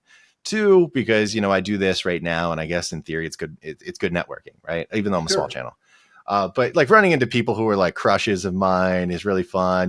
Jamie and Lauren kind of fall into that. And I have a lot of crushes, admittedly. But like I ran into Helen. Helen was pretty cool. And, Helen was the first one that actually was like, hey, do you want to get a picture together? Because I think she was actually kind of stoked that somebody was talking to her pretty positively about it. And it wasn't all just about like Carolyn, Jam, Carson. Yeah, right. Well, because people get forgotten. Yeah. And I was just like, listen, you straight up, you had all the tools to win the game. I picked you to come in second because I thought you had it. Now, my first pick was Bruce, and I was dead wrong about that. But we saw Bruce there, and there were a few other. And he was sharp, looked sharp dressed man. That's right. Yeah, at this point, I had a few soda pops, and I ran into Bruce, and I was like, I don't know, Bruce. This was after the credits for 45 had played. I said, I don't know, Bruce. You're looking pretty trim, bro. You're looking pretty trim right now. And he was just laughing, smiling. He didn't say anything. I don't know. No, he won't say anything. I looked at him. I go, really good to see you, man. I'm so glad you got to go go again because he's I think that's the thing on Survivor. If you give your all, Jeff's the biggest Survivor fan of anybody. Yeah, undeniable. If you give your all, Jeff respects it, and Bruce. I'm very glad to see him get another shot at it. And I was like, hey, man, I'm just saying hi to you now because I'll talk to you more later because I know you can't say anything. So I'm just going to say hello. And I'm glad you got to play again. And that's all. And he was laughing and just he was dressed in a suit. He was the only guy in a suit that I saw. He looked like he was. Yeah, he looked like he was in Brooklyn bar, cool environment. Well, he was in Manhattan attire, not Brooklyn attire. He was in Manhattan attire. Yeah, he was. I was like, wow, he was looking good. Should be at the Rainbow Room instead. Yeah, really, he was amazing. So there were other 45 people there. Yeah, it was just really neat. It would be a fun place, I think, for like bachelor parties or bachelorette party. I mean, so if you're a Survivor fanatic, that could be a fun thing to center around because the tickets aren't expensive and then you get to see everybody and it is a real party and it's with real people that just go on to other bars and things later. And it's very interesting. I don't know. It's true. I stopped Sarah as she's walking by and I stared right in her beautiful blue eyes and talked to her a bit like, man, I'm sorry it didn't work out, but you had, just like Helen, you had every tool to win this game. Yeah. And I know you're probably not devastated. She's working on a career. Now she's going to school. Same thing with like Helen and stuff. And life goes on. But in that moment, they're all there. We're all there for Survivor. We're all there really with just positive vibes. And right. It's shocking. Literally, if you just go up and say like, hey, what's up? Everyone's super receptive. And it was great. So that was great. But just real quick, because we've been talking for I probably got to roll in a little bit. I know it's okay. So we have been for a long time. Like Gabler's still wearing his scrubs right now, folks. I am. So like, were those qualified as scrubs? Definitely attire. These are scrubs for sure. Okay, solid. Just want to make sure. Scrubs. Yeah, I popped those as soon as you sat down. I was like, I recognize that DV. That's a scrub right there. So just for encapsulation for 44, since we've talked about some things, and this is mostly about the recap of the finale.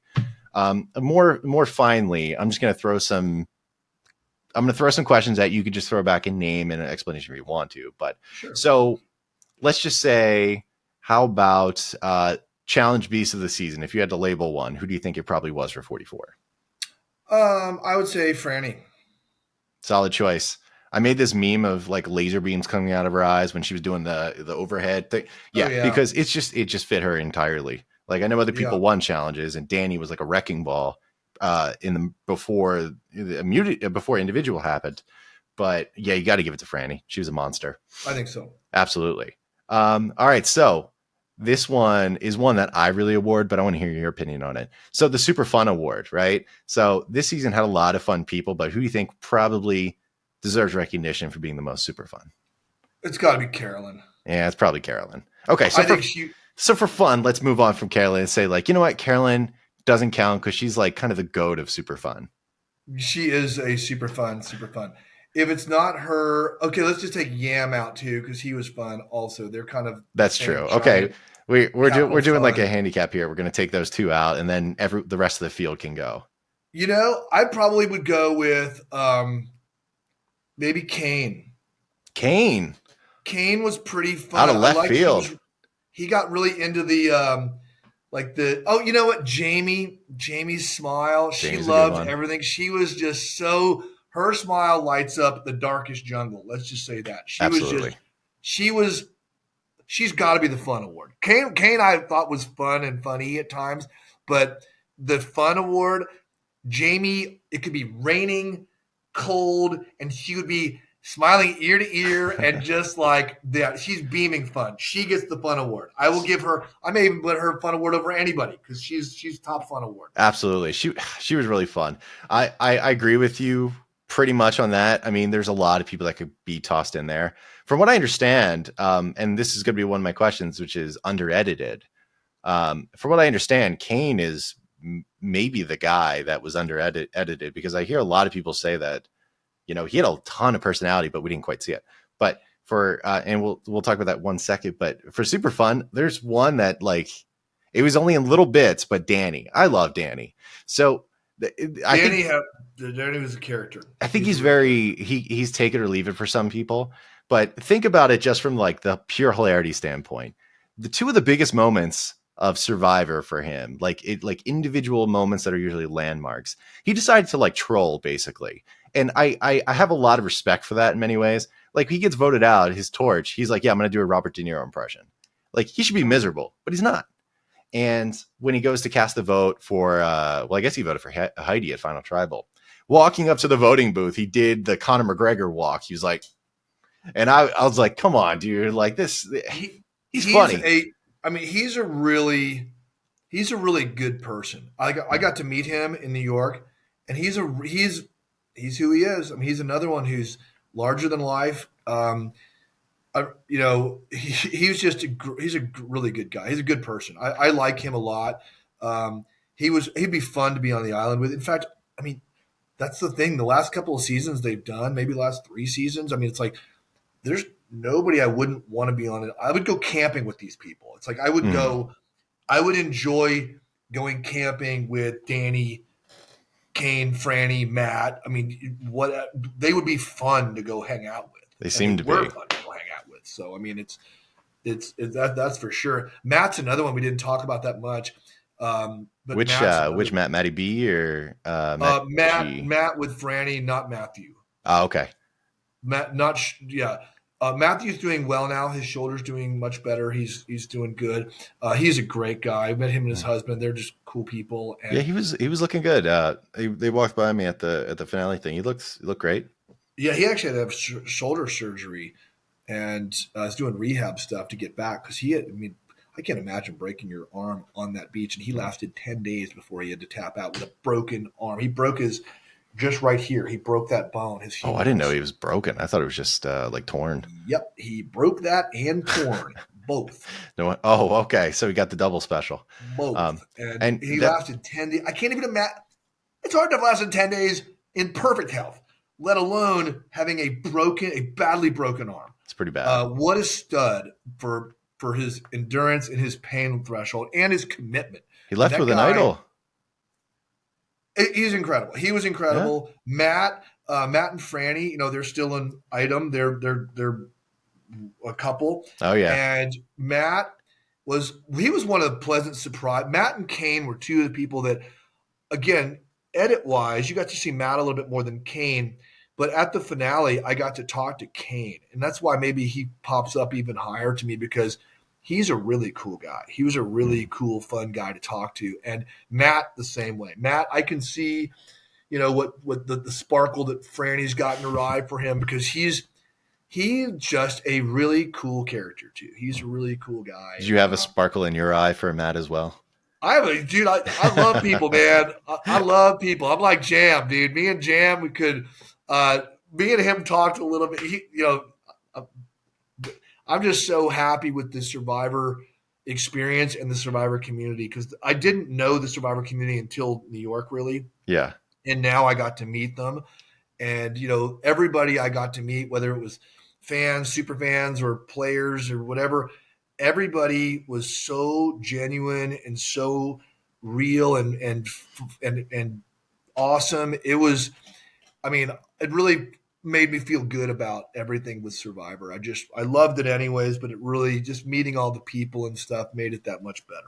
I agree. I think it was a wonderful end cap, I think, for a lot of people of the season. Cause obviously they don't do the live reunion anymore. So at that time, like seeing the votes read on the TV screen with the finalists in front, and then the whole crowd just like lost it. It was wild. Confetti fell. Crazy, wild scene. I loved it. Puerto Rican flags were flying all over the place. It was a cool situation. And I appreciated being part of it in that regard too. 44 it ended really well, like you said. I mean, the beginning it was a little more chaotic in the first couple episodes, but it just shaped up. And I think it's going to be looked upon favorably. I think right now it's really fresh. Some seasons can get better receptions when they're fresh, and some can get worse. Your season got a worse review fresh, I think, and this one's getting a better one. Yeah. Even though I'd probably argue 43 was more consistently good. But like right now, I this like is 43, but everybody's got their own reasons for. Like, I loved 43. I went back and watched it. oh yeah, A month after the show was over, I just sat down and kind of watched it, and I was really. It was a good season. I thought it was a great season. There was a lot of cool gameplay, neat challenges. I mean, the challenges were amazing in 43. There were some big challenges and things that happened that were so cool. And there's not a season that you don't have that though. There's always, but some seasons do. We'll see how they play out. But I do like the new era. I think the new era is finding itself finally. I think it yes, took a little bit to kind of figure itself out. I agree. 41 and even 42 was kind of figuring it out a little bit more. Totally. And then 43, I think, is when it starts to kind of it's becoming the norm. And now it's the norm minus the beginning of 44. I thought it was too chaotic in the beginning. They just but we'll see now with these 90-minute episodes. 45 is going to be great. I know it will be. Yeah, it's the theme is birds, I guess. Just bird stuff. The logo has birds in it. Each tribe has a bird sigil on it. I don't think they're going to do anything with that logo. Just like your season had nothing to do with octopus or octopi or whatever. Yeah. Which actually, in hindsight, season 42's logo, that's like a maze and locks, would have made sense for season 44 because the cage idol and stuff. But yes, I don't know. I was sad Lauren lost this season because she's the silhouette on the logo, just like it looked like you were the silhouette on 43. I think so. I was buying into the theory, but I know Lauren. She was another one, and she is somebody that you fall in love with on the screen, and she's even more amazing in person. And that's just her. She's very warm, very incredibly. Yeah, she's just cool. So, and she's from Houston. I look forward to seeing her sometime when I go back to see my parents. Well, yeah, because you're originally from Texas, right? Yeah. So I'll go back to Houston and see her at some point, and I look forward to that. Met her boys. She had her boys there at the finale. It was super fun, but it was great, man. And it was wonderful meeting you, Kevin. It was just likewise. It was just great meeting you and so many other people. Yeah, I ran across your wife at the bar. Your wife recognized me right away. I was like, "What? Get out of here!" And then I know. Which, by the way, the Gablers were wearing matching shirts, which is adorable to see. And I was like, "Wow, they're all in." We had some fun conversations. It was a great time. And again, like you said, we just kind of got to get together and really focus on as like a Survivor community, which is weird to say. But I mean, that's why we're talking right now because it's just. Yeah. I don't know. It's cool. It's about connections in the game, out of the game. And I think it's great. Just the fact that you had a kickball game after, even with some survivors of the past, like you would think it's like a high school gym class, but no, it just sounds fun. You just another thing to do together. It is just like this little club that everybody's in. And it's like, and there's fans there. I mean, you're a fan and a podcaster. You're both, but it's True. like, everybody's got something that we all share the same excitement for the game, excitement for each other. And it's very flat. I think that's the biggest thing. It's not like, there's Jam up on a pedestal over there. No, he's right next to you talking to you. There's a lot of people around him because he just won, but it's like, he's as genuine and regular as everybody in the whole bar. There was more attention on him because of just the timing of it all. Everybody's there. Everybody's there, and nobody's got like, I'm whatever. Everybody, there's no airs at all. Yeah. Everybody was super. Ricard was there. Remember, Ricard was there. I love Ricard. I didn't get to see Ricard. I love Ricard, and I was so glad I got to talk to him too because I thought he was awesome. He's one of the best in the new era. I know he didn't win. I know he didn't get final 3, but he was incredibly sharp. Him and Shan. He was, and I loved talking with him because he was great. And that's what I mean. You turn around, you're like, "Oh my gosh, hey, what's up, Ricard?" And he's like, "Hey, what's going on? How are you doing?" And it was super fun. It was super fun. So recap just the very last thing. All right, so scale 1 to 10, 1 being bad, 10 being, great. Try to give the season a grade roughly? Like just throughout the whole thing from an entertainment standpoint, not from a player standpoint. I'm just going to say an A, and I don't know why I'm not saying an A plus, but I'm going to give it an A. Okay, we can go with an A. We'll go by the letter system. I'll give it an A, not an A plus, because I thought the beginning was a little chaotic, not because of the players, but because of the, remember they were all getting ready to vote out Danny, and they had this whole thing, and then the game got all kind of turned inside out, and then they had to go back to tribal and do that kind of. So I mean, Maddie got voted out the first tribal with one vote, because so many people played their shots in the dark, and Brandon had an idol. So like there were crazy. There were like no votes at the first tribal. Yeah. So I'll give it, and maybe that will change over time, but coming off of it, I love the arc of 44 was like this. It just got better as it went, and it finished very strong. And I think finishing strong and having a good final three sitting there and having the final five, I think they had an amazing final five. And, I think, you look at our final five, we had a really good final five. You had Jesse, Carla, me, Owen, Cass. You had a great final five. Absolutely. Good final five. And, so did you get to the end with good people, post merge? I mean, they were good seasons. I really do. I did like it quite a bit. So that's a long answer, but an A plus would be like, I don't know. Heroes versus villains. Well, not even heroes versus villains. It's a unicorn. You'd have to have it's a unicorn. Jesse's blind side. You'd have to have like Owen and Carla's underwater thing. You'd have to put it together. I don't know. So that's tough to do, honestly. Yeah. Okay. So I think A is pretty good where it's at. I'm not even going to bother ranking like as far as where it ranks with all the seasons. It's so tough to do, but it certainly was a good season. We could say that it ended pretty well. It was a good season. It stuck the landing, which I think is really important for a season. Yeah. Like if you watch like Redemption Island with Boston Rob, like everyone knew he was probably going to win because he controlled the whole season. It was kind of boring. There was no controversy. Yeah, agreed. And he dragged a bunch of goats to the end. So it was like, all right. Yeah. Bleh. Yeah. But it was in doubt a lot. Your season was in doubt a lot at the end in particular. So, it was. Yeah. So I think it was absolutely great. It is fun because, it's like, okay, who's going to do? Are they going to stick to what are they going to do here at the end? It really is exciting to see that. Heck yeah. And, and I think that's absolutely great. So again, everyone, right now, basically we've been talking to Gabler. I didn't really introduce him too much because I don't think he really needs it. You all know as Survivor fans, he won the previous season, previous fire record holder. Sorry. Unfortunately, Heidi's taken that. It's all right. You can't win everything, Gabler. Not everything.